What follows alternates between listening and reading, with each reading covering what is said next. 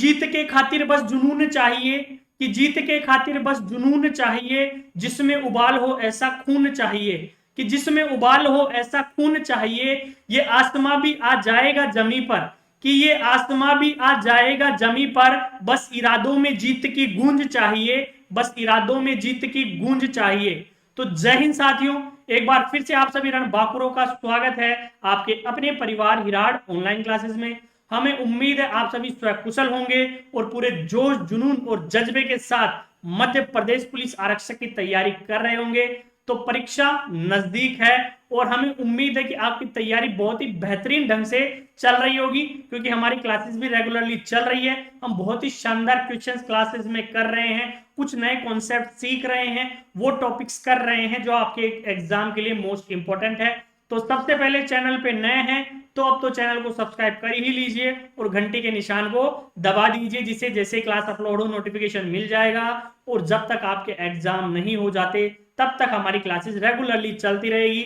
10 से 15 क्वेश्चन हम डेली का एक क्लास के अंदर सोल्व करते हैं। अलग अलग टॉपिक के मैं क्वेश्चंस लेके आ जाता हूं, अलग अलग कॉन्सेप्ट्स के हम क्वेश्चन करते हैं और क्वेश्चन वही करते हैं जिस टाइप के क्वेश्चन 2016, 17 और 22 में पूछे गए हैं। ठीक है, तो हमारा बेस वही है, पैटर्न वही है, तो क्वेश्चन भी वैसे ही होंगे और इसी टाइप के क्वेश्चन आपको एग्जाम में भी मिल जाएंगे। तो क्या है, अंतिम समय है और आपको क्या करना है, अंतिम समय में अपनी तैयारी को और भी बेहतर करना है। ठीक है, बेहतर से बेहतरीन की तरफ लेके जाना है। उसके लिए क्या करना होगा, आपको ज्यादा से ज्यादा क्वेश्चंस की प्रैक्टिस करनी होगी।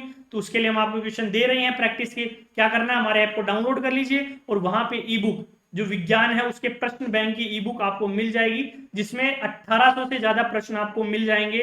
फिजिक्स, केमिस्ट्री, बायोलॉजी, इसके अलावा इन्वायरमेंटल स्टडीज, सारे क्वेश्चंस आपको उसके अंदर प्रश्न बैंक में मिल जाएंगे। और इसके अलावा अगर आपको पीवाईक्यू प्रीवियस ईयर क्वेश्चंस भी चाहिए तो उसकी ई बुक भी अवेलेबल है, आप जाके परचेस कर सकते हैं। इसके अलावा हमारा टेलीग्राम चैनल का लिंक डला हुआ है। अगर आप डेली का टेस्ट देना चाहते हैं, अपनी तैयारी को परखना चाहते हैं कि जो मैं पढ़ रहा हूं, जो टॉपिक मैंने कर लिया है पहले, वो मुझे अच्छे से आता है कि नहीं आता, तो हमारे डेली का क्विज चलता है जिसमें कि मैं आपको 15-15 क्वेश्चन करवाता हूं, साइंस के, मैथ के और रीजनिंग के। तो क्या करना है, टेलीग्राम चैनल को ज्वाइन कर लेना है। ठीक है, और क्लास को एंड तक देखना है, स्किप बिल्कुल भी नहीं करना है, क्योंकि मेरा यकीन मानिए जो मैं क्वेश्चन आपको करवा रहा हूं उस टाइप के क्वेश्चन आपको एग्जाम में देखने को मिलेंगे। और आपका जब एग्जाम हो जाएगा और हम पेपर सोल्व करेंगे, फिर मैं आपसे बात करूंगा कि मैंने आपको जो क्वेश्चन करवाए थे उस टाइप के क्वेश्चन आपके एग्जाम में आए हैं कि नहीं आए हैं। क्योंकि 2016, 17, 22 में वैसे प्रश्न पूछे गए हैं तो 23 में भी पूछे जाएंगे। ठीक है, इसके अलावा एक चीज और है, जिन बच्चों को किसी टॉपिक में कोई प्रॉब्लम है कि सर हमारा ये टॉपिक थोड़ा कमजोर है, जो चाहे वो मैथ में हो सकता है या रीजनिंग में हो सकता है, चाहे आपका साइंस में हो, तो आप कमेंट बॉक्स में कमेंट कर दीजिए कि सर ये टॉपिक हमें थोड़ा खटक रहा है, थोड़ा हमारी अच्छे से इसमें तैयारी नहीं है। नेक्स्ट क्लास में उसी टॉपिक के लेके आऊंगा जिसमें कि मैं आपको उसके सारे टाइप के क्वेश्चन करवा दूंगा। ठीक है, तो अगर आपको किसी भी टॉपिक में प्रॉब्लम है तो कमेंट बॉक्स में जाके कमेंट कर दीजिएगा। ठीक है, तो चलिए आज की क्लास को शुरू करते हैं। आज हम करेंगे गणित के धमाकेदार प्रश्न। पहला प्रश्न आपको दिख रहा है, स्टार का छोटे से छोटा मान क्या होगा कि संख्या जो दे रखी है वो पूर्णतया 9 से विभक्त हो जाए, यानी कि जो नंबर हमें दे रखा है वो 9 से कंप्लीटली डिविजिबल हो जाए, तो स्टार की जगह हमें कौन सी वैल्यू रखनी है। देखिए बहुत ही प्यारा क्वेश्चन है, डिविजिबिलिटी रूल से क्वेश्चन होगा और एक क्वेश्चन आपको डिविजिबिलिटी रूल का आपके एग्जाम में मिल जाएगा। तो ये टाइप क्या है, मोस्ट इंपॉर्टेंट है। फिर बोल रहा हूं, जो टॉपिक जो टाइप करवा रहा हूं मोस्ट इंपॉर्टेंट है, डिविजिबिलिटी रूल का क्वेश्चन आपको एग्जाम के अंदर मिल जाएगा। तो यही पूछा है, स्टार की जगह हम क्या वैल्यू रखें कि ये कंप्लीट जो नंबर है वो 9 से डिविजिबल हो जाए। तो 9 का डिविजिबिलिटी रूल आपको याद है कि नहीं है, चलिए मैं याद करवा देता हूं अगर याद नहीं है तो। 9 का डिविजिबिलिटी रूल क्या कहता है कि कोई नंबर 9 से डिविजिबल हो जाएगा कंप्लीटली कब होगा, जब उसके सारे डिजिट्स का जो सम है वो 9 से डिविजिबल होगा। यानी कि आपको कोई नंबर दे रखा है, अगर उसके जो डिजिट्स हैं उनको हम जोड़ते हैं तो उसका जो जोड़ आएगा अंकों का वो 9 से विभाजित है, तो पूरी संख्या क्या हो जाएगी, 9 से विभाजित हो जाएगी। ये क्या है, 9 का डिविजिबिलिटी रूल है। तो यहां पे हम क्या करेंगे, इन सारे डिजिट्स को जोड़ेंगे। तो देखिए स्टार की जगह मैं क्या मान लेता हूं, x मान लेता हूं। तो देखिए 6 प्लस स्टार को हम क्या मान रहे हैं, x मान रहे हैं, प्लस 8 प्लस 7 प्लस 4 प्लस 2। ये सम किससे होना चाहिए, डिविजिबल 9 से। अगर ये सम 9 से डिविजिबल होगा तो कंप्लीट जो नंबर है वो 9 से डिविजिबल हो जाएगा। ठीक है, तो इनको जोड़ी, देखिए मैं क्या करता हूं कि 7 और 2 9 होते हैं, तो ये 7 और ये 2 9, इन दोनों को मैं हटा देता हूं क्योंकि 9 से डिविजिबल हो रहा है। इसके अलावा देखिए 8 और 4 कितने हो गए 12, 12 प्लस 6 करेंगे तो क्या हो जाएगा 18, क्या हो जाएगा 18, यानी कि क्या हो रहा है 18 प्लस एक्स हो रहा है। अब एक चीज बताइए 18 9 से डिविजिबल है या नहीं है? बिल्कुल है। 18 क्या है 9 से डिविजिबल है, यानी कि हमें x की जगह क्या रखना होगा, जीरो रखना होगा। क्या रखना होगा, जीरो। अगर यहां पे हम जीरो रखेंगे तो ये नंबर क्या हो जाएगा 9 से डिविजिबल हो जाएगा। क्यों? क्योंकि देखिए 18 प्लस एक्स है, अब इसमें क्या होता है यहाँ पे 17 होता तो हम क्या रख देते 1 रख देते, तो 18 क्या हो जाता 9 से डिविजिबल हो जाता। लेकिन ऑलरेडी 18 आ रहा है जो 9 से डिविजिबल होता है, तो x की जगह हम क्या वैल्यू रखेंगे, जीरो पुट करेंगे। क्या रखेंगे, जीरो। तो ये जो डिजिट बन जाएगी वो क्या बन जाएगी 6 0 8 7 4 और 2, और ये क्या है कंप्लीटली डिविजिबल है किससे, 9 से। आप कंप्लीटली डिविजिबल चेक कर सकते हैं, इसका डिविजिबल करके ये कंप्लीटली डिविजिबल हो जाएगी किससे, 9 से। ठीक है, तो डिविजिबिलिटी रूल आपको पता होना चाहिए। एक बार फिर से देखिए, हमने क्या करा है कि 9 का डिविजिबिलिटी रूल यही होता है कि कोई नंबर दे रखा है तो उसके अंकों का योग अगर 9 से विभाजित है तो पूरा नंबर 9 से विभाजित होगा। तो हमने क्या करा, इसके जो अंक दे रखे हैं, डिजिट्स दे रखी है, उन्हें जोड़ लिया। 6 प्लस स्टार की जगह मैंने x रख दिया, तो 6 plus x plus 8 plus 7 plus 4 plus 2। अब ये 7 और 2 जो मैंने काटा है वो समझ में आ गया ना आपको? क्योंकि अगर मान लीजिए इनको नहीं काटता तो यहाँ 27 हो जाता, लेकिन 7 और 2 9 आ रहा है तो मैंने काट दिया कि ये डिविजिबल होगा 9 से। तो 18 प्लस एक्स आ रहा है। अब 18 क्या है, ऑलरेडी 9 से डिविजिबल है। 18 में 9 का भाग जा रहा है पूर्णतया, तो हम क्या रखेंगे, x की जगह जीरो रखेंगे। और क्या रख सकते थे x की जगह हम यहाँ पे, और रख सकते थे 9, लेकिन 9 हमें क्या नहीं दे रखा, यहाँ पे दे नहीं रखा है ऑप्शन में। और उसने पूछा भी क्या है, छोटे से छोटा। क्या पूछा है, छोटे से छोटा, तो हमें जीरो दे रखा है, इसलिए स्टार की जगह क्या रखेंगे, जीरो रख देंगे। तो पहला ऑप्शन आपका राइट आंसर हो जाएगा। उम्मीद करता हूं क्वेश्चन आपको अच्छे से समझ में आ गया होगा। ठीक है, अगला क्वेश्चन देखिए, बहुत ही प्यारा क्वेश्चन है सरलीकरण का, और ये क्वेश्चन है किस पे बेस्ड, फॉर्मूले पे बेस्ड। किस पे बेस्ड है, फॉर्मूले पे। बच्चे इसमें मल्टीप्लाई करने लग जाते हैं, बहुत ही लंबा प्रोसीजर है, बस आपको फॉर्मूले याद होनी चाहिए। देखिए ये आपको दिख रहा है कि 0.8 इंटू 0.8 इंटू 0.8, तो मैं इसको ऐसे लिख सकता हूं 0.8 का क्यूब। ठीक है, plus 0.2 multiply by 0.2 multiply by 0.2, तो इसको लिख सकते हैं हम क्या, 0.2 का क्यूब। समझ में आ गया? अब नीचे देखिए 0.8 मल्टीप्लाई बाय 0.8, तो हम लिख सकते हैं इसको 0.8 का क्या, स्क्वायर, माइनस 0.16 को क्या लिख सकते हैं, 0.8 मल्टीप्लाई बाय 0.2, और फिर आगे क्या दे रखा है, प्लस 0.2 इंटू 0.2, तो इसको लिख सकते हैं हम 0.2 का स्क्वायर। तो जो आपको दे रखा है वो कुछ ऐसा दिख रहा है। अब एक फॉर्मूला होता है और आपको याद होनी चाहिए, मैंने पहले भी कहा था कि अलजेब्रिक फॉर्मूले आपको याद होने चाहिए, बहुत ही इंपॉर्टेंट है फॉर्मूले, तो याद होने चाहिए। एक फॉर्मूला होता है, देखिए क्या होता है, A cube plus B cube का। क्या होता है फॉर्मूला, वो होता है A plus B, A square minus A B plus B square. ठीक है, A cube plus B cube का ये फॉर्मूला होता है।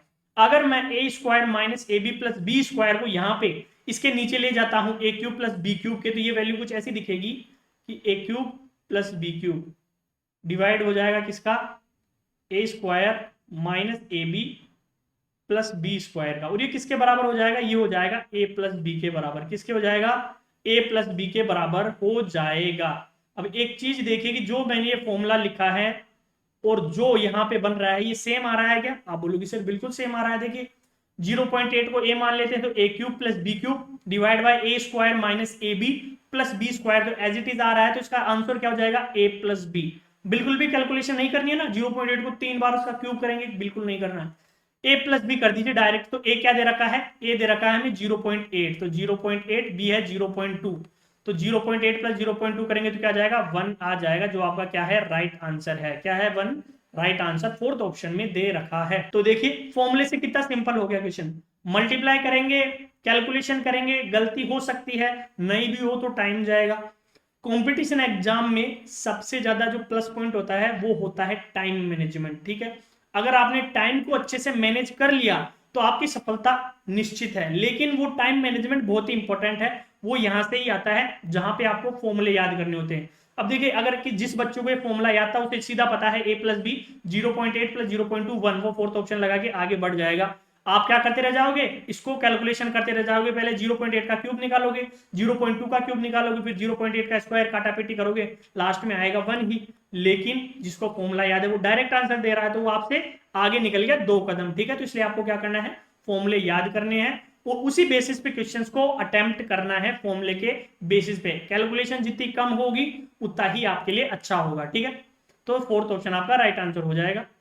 अगला क्वेश्चन देखिए, एक थैले में 1 रुपया 50 पैसे तथा 25 पैसे के सिक्के 3:8:20 के अनुपात में है, उनकी कीमत 372 है, 372 रुपए है। थैले में कुल सिक्कों की संख्या है। देखिए इसको दो तरीके से करते हैं, क्या कर सकते हैं इसको दो तरीके से, कैसे कर सकते हैं, या तो आप क्या कर लीजिए 50 पैसे और 25 पैसे को रुपए में कन्वर्ट करके कर लीजिए, या फिर आप क्या कर लीजिए कंप्लीट को पैसे में कन्वर्ट करके कर लीजिए, जैसा आपको अच्छा लगे आप वैसे कर सकते हैं। पर मैं क्या करता हूं, आपको पैसे में कन्वर्ट करके करवाता हूं तो इजी पड़ेगा थोड़ा सा। तो देखिए 1 रुपए का सिक्का है, कितने हैं अनुपात में, 3 अनुपात में है, यानी कि कितना हो जाएगा, 1 रुपए में होते हैं 100 पैसे। देखिए ये पता होना चाहिए बस आपको, 1 रुपए में क्या होता है, 100 पैसे होते हैं, क्या होते हैं, 100 पैसे होते हैं। छोटी सी इंफॉर्मेशन है, आपको पता होगी, ठीक है।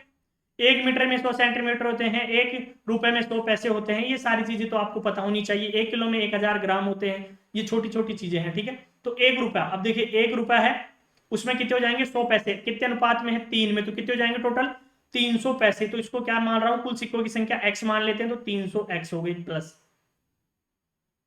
50 पैसे के सिक्के कितने हैं 8, 50 पैसे, तो 50 इंटू क्या करेंगे 8, 8 पंजे क्या हो जाएंगे 40, यानी कि कितने हो जाएंगे 400x प्लस 25 पैसे के सिक्के हैं 20, 25 इंटू 20 करेंगे तो कितना हो जाएगा 500, तो ये हो जाएगा 500x। और ये किसके इक्विवेलेंट है, ये कुल मूल्य आया है वो किसके बराबर है, 372 रुपए के, 372 रुपए के, फिर बोल रहा हूं 372 रुपए के। इनको हमने लिया है पैसे में, तो 372 को भी क्या लेंगे, पैसे के अंदर लेंगे, तो 2 जीरो लगा देंगे, ठीक है।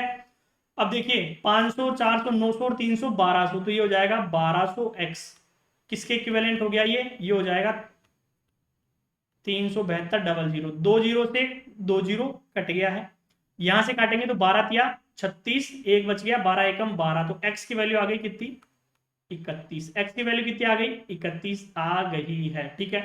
अब सिक्कों की संख्या कितनी है, देखिए 20 8 और 3, यही है सिक्कों का अनुपात, 20 8 3, तो 20 और 8 28, 28 और 3 कितने हो गए 31, यानी कि सिक्कों की संख्या कितनी हो जाएगी कुल 31।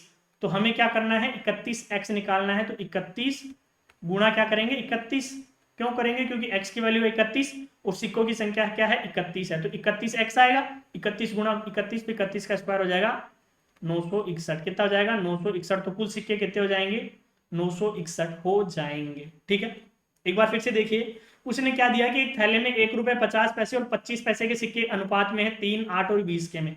तो हमने क्या करा, मूल्य निकाला सिक्कों का। अब देखिए रुपए में ना लेके हमने पैसों में सोल्व करा, तो देखिए कितना इजी हो गया क्वेश्चन। 1 रुपए में 100 पैसे होते हैं, ये पता होनी चाहिए, तो 1 रुपए में 100 पैसे हो गए, कितने हैं 3 अनुपात में है, तो हो जाएगा 300x मूल्य। 50 पैसे के 8 सिक्के तो मूल्य कितना हो जाएगा 400x, 25 पैसे के 20 सिक्के तो मूल्य कितना हो जाएगा 500x, और ये मूल्य किसके बराबर है 372 रुपए के। तो हमने 372 को भी पैसे में चेंज कर लिया, तो यहां से अगर आप इनको जोड़ोगे तो हो जाएगा 1200x बराबर 372 00, 2 जीरो से 2 जीरो कट गया, और इसको काट पीट के x की वैल्यू आ गई 31। अब उसने हमें क्या दे रखा है, सिक्कों का अनुपात तो दे रखा है कि सिक्के कितने हैं, तो हमने इनको जोड़ा अनुपात को, तो 20 और 8 28 और 3 31 अनुपात है। एक अनुपात की वैल्यू कितनी आई 31 आ गई, तो 31 इंटू 31 यानी 31 का स्क्वायर वो कितना होता है 961 होता है। स्क्वायर याद कर लीजिए, कूब याद कर लीजिए और टेबल याद कर लीजिए, ठीक है। रीजनिंग के अंदर अल्फाबेट्स की नंबरिंग याद कर लीजिए, ये बहुत ही एसेंशियल चीजें हैं जो आपको आपका टाइम बचाने में बहुत ही ज्यादा मदद करेंगी, ठीक है। तो थर्ड ऑप्शन आपका राइट आंसर हो जाएगा। अगला क्वेश्चन देखिए, 14 छात्राओं और उनके एक शिक्षिका की औसत आयु 15 वर्ष है। बहुत ही प्यारा क्वेश्चन है और इंपॉर्टेंट है, एवरेज आपके लिए बहुत इंपॉर्टेंट है, ये इंपॉर्टेंट है, ठीक है। तो 14 क्या है, 14 गर्ल स्टूडेंट्स हैं और उनकी एक टीचर है, और उनकी एवरेज जो एज है वो कितनी है 15 ईयर्स है। तो देखिए 14 तो हो गई क्या स्टूडेंट्स, एक उनकी टीचर हो गई, तो टोटल कितनी हो गई 15 हो गई, और एवरेज एज कितनी आ रही है 15 आ रही है, तो 15 का स्क्वायर कितना हो गया 225, कितना हो गया 225, यानी कि 225 वर्ष। देखिए अब स्क्वायर याद करने का कितना प्रॉफिट है, सीधा पता चल गया आपको।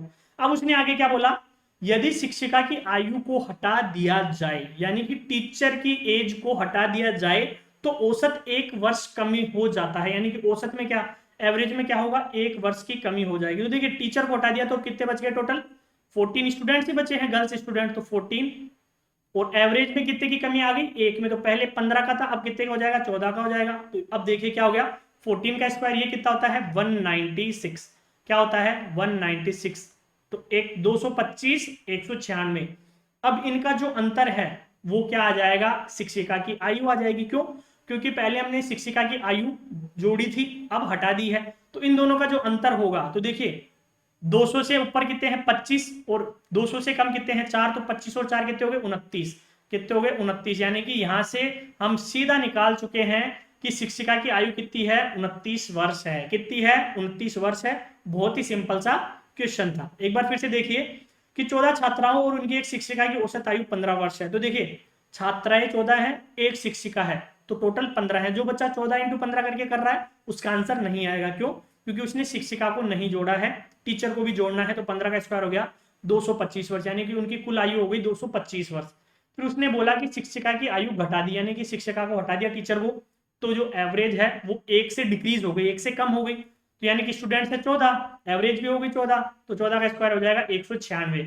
225 में से 196 घटाया तो कितना आया, 29 आया। और हमने हटाया क्या था, शिक्षिका को हटाया था।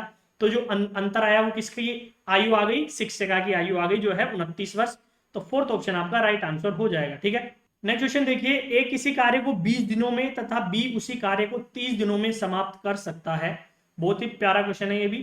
तो देखिए ए किसी काम को कितने दिन में कर रहा है, 20 दिन में कर रहा है। बी उसी काम को कितने दिन में कर सकता है, 30 दिन में कर सकता है। तो इनका एलसीएम ले लीजिए, कितना आ जाएगा, 60 आ जाएगा। यहां से अगर हम ए की एफिशिएंसी निकालें तो 3 आएगी, बी की कितनी आ जाएगी, 2 आ जाएगी। ठीक है, एफिशिएंसी निकाल ली। अब क्वेश्चन आगे बोल रहा है, ए के कार्य के शुरू करने के 15 दिन बाद बी भी सम्मिलित हो जाता है। यानी कि देखिए ए ने अकेले कितने दिन काम करा, 15 दिन काम करा। टोटल काम कितना है, 60 है। ए की एफिशिएंसी कितनी है, 3 है। तो 15 इंटू हम 3 करते हैं, तो उसने 15 दिन में कितने काम कर दिए, 45। कितने काम कर दिए, 45। तो यहां से आप 45 घटाओगे तो कितना काम बच गया, 15 बच गया। आप 15 कामों को क्या करेंगे, वो दोनों मिलके करेंगे। क्या करेंगे, दोनों मिलके करेंगे। तो 15, और दोनों की एफिशिएंसी कितनी हो जाएगी, 3 और 2 5। तो 5 की एफिशिएंसी कितने दिन में कर देंगे, वो 3 दिन के अंदर कर देंगे। कितने दिन में कर देंगे, 3 दिन में कर देंगे। तो उसने पूछा क्या है, तो इस प्रकार वे इस कार्य को कुल कितने दिनों में समाप्त कर लेंगे। तो देखिए 15 दिन तो अकेले ए ने करा, 3 दिन दोनों ने करे, तो 15 + 3 कर दीजिए। टोटल काम कितने दिन में हो गया कंप्लीट, 18 दिन में। कितने दिन में हो गया है, 18 दिन के अंदर हो जाएगा। फर्स्ट ऑप्शन आपका राइट आंसर हो जाएगा। ठीक है, आ गया समझ में। फिर से देखिए कि ए एक काम को 20 दिनों में और बी उसी काम को 30 दिनों में कर सकता है। एलसीएम ले लिया 60, यहां तक सेम है सारी चीजें। उन दोनों की एफिशिएंसी निकाल दी। फिर हमने देखा कि उसने बोला 15 दिन ए अकेला काम करेगा। अब 3 की एफिशिएंसी से 15 दिन में ए कितने काम कर देगा, 45 काम कर देगा। टोटल 60 थे, 15 काम बच गए। अब 15 काम वो दोनों मिलके करेंगे। 15 काम है, दोनों की एफिशिएंसी है 5 की, तो 3 दिन के अंदर दोनों मिलके उन कामों को सल्टा देंगे। तो कुल कितने दिन लगे, 15 दिन तो ए अकेले ने करा, 3 दिन दोनों ने मिलकर करे, तो कुल 18 दिन लगे उस काम को समाप्त करने के अंदर, जो कि फर्स्ट ऑप्शन में दे रखा है। आपका राइट आंसर हो जाएगा। अगला क्वेश्चन देखिए, यदि 12,000 की धनराशि को 2 भागों में इस प्रकार बांटा जाता है कि पहले भाग को 3 वर्ष का 12% वार्षिक दर से सामान्य ब्याज, दूसरे भाग के 4.5 वर्ष के 16% वार्षिक दर से सामान्य ब्याज के बराबर हो, तो बड़ा भाग ज्ञात कीजिए। तो देखिए बड़ा भाग ज्ञात करना है। मान लीजिए बड़ा भाग क्या माना हमने, x मान लिया। ठीक है, तो उसने क्या बोला है, ब्याज बराबर है, यानी कि SI1 इजिकल टू क्या है, SI2। सिंपल इंटरेस्ट पहला और दूसरा क्या है, बराबर है। तो देखिए वैल्यूज पुट करते हैं, SI1 इजिकल टू SI2। तो प्रिंसिपल क्या हो जाएगा, पहले के लिए बड़ी राशि हमने मान ली क्या, x मान ली। तो देखिए पहले हो जाएगा प्रिंसिपल x, तो P इंटू टी कितना है, 3 वर्ष, R कितना है 12%, बटा क्या हो जाएगा, तो अब P2 क्या मानेंगे, P2 मानेंगे 12,000 माइनस x, यानी कि x दे दिया तो 12,000 में से x घटा दीजिए, बचेगा जो मान लेंगे P2। तो 12,000 माइनस x, टाइम कितना दे रखा है, तो टाइम है 4.5 वर्ष। इसको मिक्स को सिंपल करेंगे तो जाएगा 9/2, और गुणा करेंगे 16 से, और बटा क्या लिखेंगे 100, क्या लिखेंगे बटा 100। ठीक है, अब देखिए 2 जीरो से ये 2 जीरो कट जाएगा। यहां से आप काटोगे तो 3 1 जा 3, 3 3 जा 9, 3 1 जा 3, 3 4 जा 12, 4 1 जा 4, 4 4 जा 16, 2 1 जा 2, 2 2 जा 4, ठीक है। तो कट पीट के देखिए क्या आ चुका है, कट पीट के आ गया, यहाँ पे बच गया क्या x, और इधर क्या बच जाएगा 12,000 माइनस एक्स मल्टीप्लाई बाई 2, तो ये हो जाएगा 12 2 जा 24, तो ये हो जाएगा कितना 24,000 माइनस 2x, माइनस का 2x से पक्षांतरण करेंगे तो प्लस का हो जाएगा, तो हो जाएगा टोटल 3x इजिकल टू 24,000, और यहां से अगर हम x की वैल्यू निकालते हैं तो कितनी आ जाएगी 8 3 जा 24 होता है, तो 8,000 कितना जाएगा 8,000, यानी कि x की वैल्यू कितनी आ जाएगी 8,000, और बड़ा पोर्शन भी क्या है यही है 8,000, क्योंकि 12,000 है कुल, तो x आ रहा है 8,000, तो हमें पूछा है बड़ा भाग, तो बड़ा भाग कौन सा हो जाएगा 8,000, यानी कि फर्स्ट ऑप्शन आपका राइट आंसर हो जाएगा, ठीक है। कौन सा हो जाएगा फर्स्ट ऑप्शन राइट आंसर हो जाएगा। तो बहुत ही सिंपल है, बहुत ही बेसिक फॉर्मूले से मैंने आपको करवा दिया है। फिर से देख लीजिए, उसने बोला कि 12,000 की धनराशि, आपके पास 12,000 रुपए है, आपने दो पार्ट में दिया, किसी को 3 वर्ष के लिए दे दिया आपने 12% ब्याज पे, और दूसरे भाग को आपने 4.5 साल के लिए 16% के ब्याज से दिया। फिर आपने क्या देखा कि उन दोनों से जो ब्याज आया है वो बराबर है, यानी कि 3 साल के लिए 12% और 4.5 साल के लिए 16% का ब्याज बराबर है, तो हमने SI1 इजिकल टू SI2 रख लिया। अब सिंपल इंटरेस्ट का फॉर्मूला क्या होता है P into T into R बटा 100, वैल्यूज पुट करी, हमने पहले को क्या माना पहला भाग माना x, तो दूसरा भाग क्या हो जाएगा 12,000 माइनस x, वैल्यूज पुट करी, काट पीट के x की वैल्यू आ गई 8,000।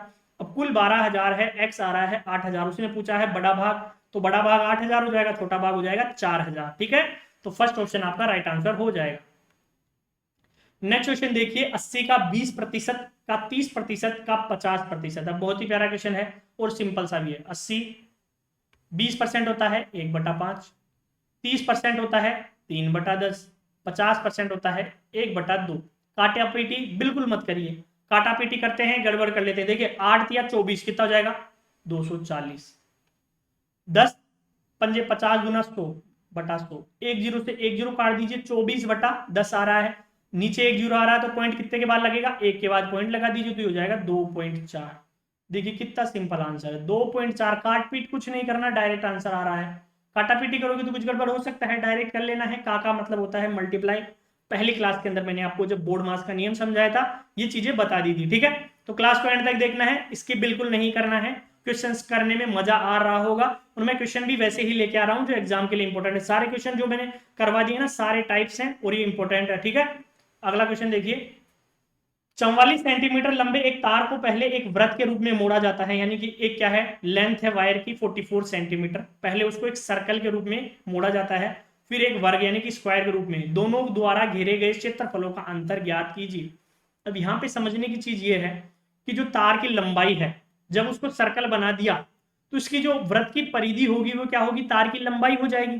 कि मान लीजिए आपके पास तार था 44 सेंटीमीटर का, आपने उसको गोल मोल गोला बना दिया, तो जो वृत्त की परिधि होती है वो क्या हो जाएगी तार की लंबाई हो जाएगी, और फिर आपने उसका वर्ग बनाया तो वर्ग का जो परिमाप होता है वो क्या हो जाएगा 44 सेंटीमीटर हो जाएगा, बस यही समझना है। तो देखिए वृत्त की परिधि क्या होती है 2πr, क्या होती है 2πr, किसके बराबर है 44 के, r की वैल्यू निकालनी है, तो 44/2 इंटू पाई का क्या होता है 22 गुणा हो जाएगा 7, 22 गुना 44 से 44 कट गया, तो r आ गया कितना 7 सेंटीमीटर, r आ गया यहाँ से 7 सेंटीमीटर। अब देखिए वृत्त का परिमाप क्या होता है, वृत्त का परिमाप होता है 4a, 4a, a होती है भुजा, किसके बराबर है 44 सेंटीमीटर के, तो यहाँ से a क्या आ जाएगा 11 सेंटीमीटर, यानी कि हमें वर्ग की भुजा पता चल चुकी है और वृत्त की त्रिज्या पता चल चुकी है। तो फिर क्या करना है, उन दोनों के एरिया का जो डिफरेंस है वो निकालना है।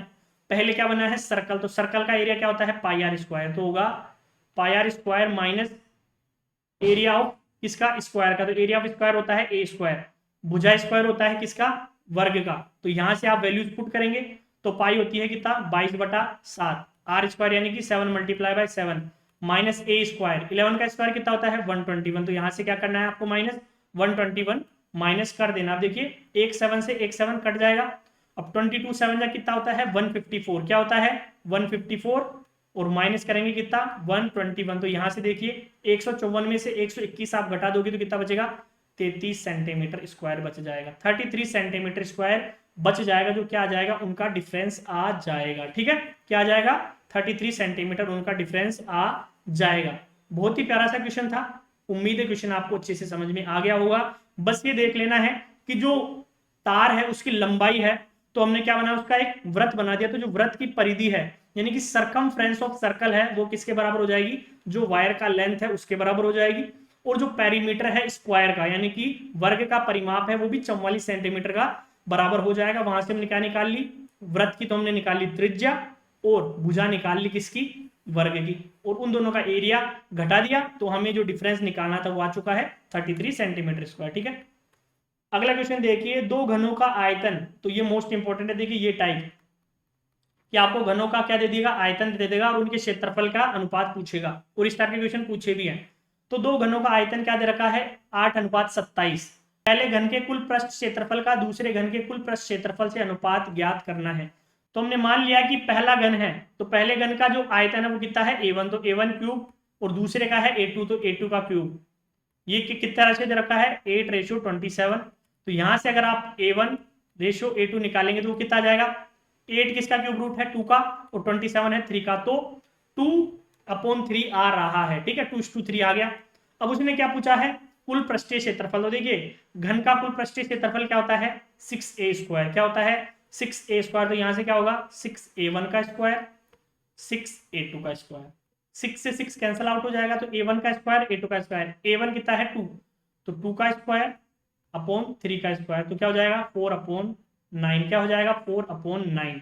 तो एक चीज आपको ध्यान में रखनी है कि तब जब भी घनों का प्रश्न पूछे और वो आपको आयतन दे दे और आपसे क्या पूछे, उनके पृष्ठ क्षेत्रफलों का अनुपात पूछे, तो जिन संख्याओं का क्यूब दे रखा है ना उनका स्क्वायर ही उनका क्या होगा, उनके कुल पृष्ठ क्षेत्रफल का अनुपात होगा। ध्यान रखना है, सोल्व करने की जरूरत भी नहीं है। आपको दिख गया कि सर 8 और 27 है, तो 2 और 3 क्या दे रखा है, उनका जो अनुपात है किसका, घनों का। ठीक है, अनुपात है आयतन का। तो आपको अगर पूछे क्षेत्रफल का तो वो क्या हो जाएगा 2 का स्क्वायर और 3 का स्क्वायर, यानी कि 4 और 9 हो जाएगा। डायरेक्ट आंसर टिक करना है, सोल्व करने की जरूरत नहीं है। ठीक है, तो ये टाइप है एक तरीके का। अगला क्वेश्चन देखिए, एक पासा एक बार फेंका जाता है, पासे पर अभाज्य संख्या आने की प्रायिकता ज्ञात कीजिए। तो देखिए अभाज्य संख्या, तो कुल संख्या कितनी आ सकती है पासे पे, 1 2 3 4 5 और 6। तो शायद इस टाइप का क्वेश्चन मैंने आपको पहले भी करवाया है, फिर से करवा रहा हूं। अब इनमें अभाज्य संख्या देखेंगे तो देखिए 2 क्या है, एक अभाज्य संख्या है, 3 क्या है, एक अभाज्य संख्या है, 5 क्या है, एक अभाज्य संख्या है, 2 3 5 क्या है, अभाज्य संख्या है। तो यहां से क्या जाएगा 3, और कुल कितने हैं 6, तो 3/6 यानी कि 1/2 आपका राइट आंसर हो जाएगा। ठीक है, एक अब बच्चे बहुत बार ये पूछते हैं कि सर यहाँ पे क्या आना चाहिए 4/6, तो 2/3। फर्स्ट ऑप्शन बच्चे बहुत से लगाते हैं इस टाइप के क्वेश्चंस को कि सर एक भी अभाज्य संख्या होती है। तो देखो बच्चों, एक कभी भी अभाज्य संख्या नहीं होती है। क्यों, क्योंकि अभाज्य संख्या की परिभाषा को अगर आपने ढंग से पढ़ा होगा, उसकी डेफिनेशन को, तो उसने क्या बोला है कि अभाज्य संख्या के क्या होनी चाहिए, 2 धनात्मक गुणनखंड होने चाहिए, 2 पॉजिटिव फैक्टर्स होने चाहिए, एक तो 1 और एक वो खुद। आप देख लीजिए 2 के 2 पॉजिटिव फैक्टर्स हैं, एक तो 1 है और एक 2 खुद है। 3 के भी 2 हैं, एक 1 है एक 3 खुद है। 5 के भी 2 हैं, एक 1 है एक 5 खुद है। लेकिन 1 का सिर्फ एक ही पॉजिटिव फैक्टर है, वो 1 खुद है। तो इसका एक ही पॉजिटिव फैक्टर होगा, यानी कि एक ही धनात्मक गुणनखंड होगा, इसलिए एक कभी भी अभाज्य संख्या नहीं होता है। तो ए अभाज्य संख्या नहीं है, सबसे छोटी प्राइम नंबर है 2, ठीक है, ना कि 1। इसलिए फोर्थ ऑप्शन आपका राइट आंसर हो जाएगा। जो बच्चे फर्स्ट ऑप्शन दे रहे हैं 2/3 उनका गलत है। ठीक है, तो इस चीज को आप याद कर लीजिए कि A is not a prime number. ठीक है, उसका कारण क्या है वो मैंने आपको बता दिया है। तो ये आज की हमारी क्लास थी। उम्मीद है क्लास आपको अच्छी लगी होगी। अगर क्लास अच्छी लगी तो वीडियो को लाइक कीजिए, शेयर कीजिए, चैनल को सब्सक्राइब करना ना भूलें। अपने दोस्तों के साथ ज्यादा से ज्यादा हमारी वीडियो का लिंक शेयर कीजिए, जिससे वो भी हमारी क्लास को देख के क्या कर सकते हैं, इसका फायदा ले सकते हैं। इसके अलावा अगर आपने अभी तक ऐप को डाउनलोड नहीं करा है तो फिर बोल रहा हूं, जाइए ऐप को डाउनलोड कीजिए और टेलीग्राम चैनल को ज्वाइन करना ना भूले। वहां पे डेली का मैं आपको बहुत ही शानदार क्वेश्चन करवाता हूं क्विज के अंदर। ठीक है, तो आप डेली बेसिस पे अपनी तैयारी को भी चेक कर सकते हैं। तो मिलते हैं नेक्स्ट क्लास में कुछ और धमाकेदार प्रश्नों के साथ। तब तक इन प्रश्नों की तैयारी आप करते रहिए, हंसते रहिए, मुस्कुराते रहिए। जय हिंद, जय भारत।